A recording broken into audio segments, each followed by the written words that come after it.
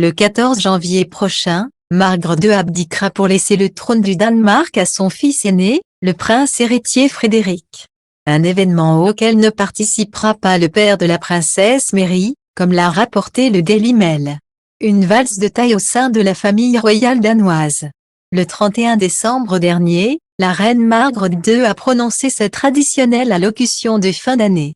Des vœux télévisés marqués par l'annonce de son abdication, le 14 janvier, 52 ans après avoir succédé à mon père bien-aimé, je quitterai mes fonctions de reine de Danemark. Dans quelques jours, la souveraine de 83 ans signera ainsi l'acte d'abdication au château de Christiansborg, à Copenhague, pour laisser le trône à son fils aîné, le prince héritier Frédéric.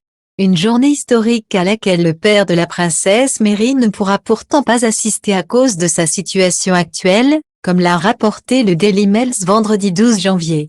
Âgé de 82 ans, John Donaldson assistera donc à l'événement historique dans le confort de sa maison en Australie, à 14 440,97 km du Danemark.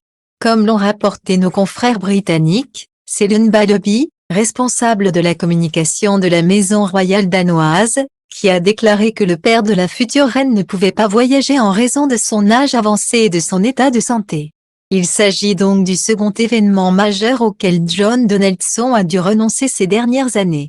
En effet, en mai 2022, Mary de Danemark avait annoncé que son père ne pouvait faire l'honneur de sa présence à la confirmation de la princesse Isabella. Malheureusement, mon père ne viendra pas. Il commence à être un homme âgé et il n'est pas en assez bonne santé pour faire le long voyage de retour au Danemark pour une confirmation, mais il est avec nous dans nos cœurs.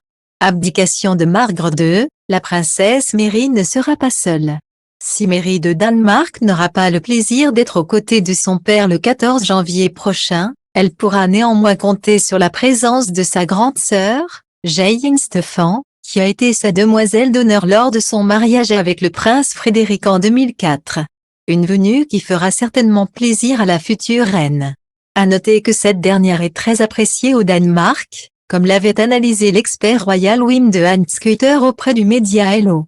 Elle est passée naturellement du statut de roturière, qui ne connaissait pas le prince héritier Frédéric ni la famille royale de Danemark, à celui de princesse glamour et de future reine, et d'ajouter, au Danemark, on l'appelle aussi la princesse héritière parfaite, même si elle dit, elle-même, que personne n'est parfait.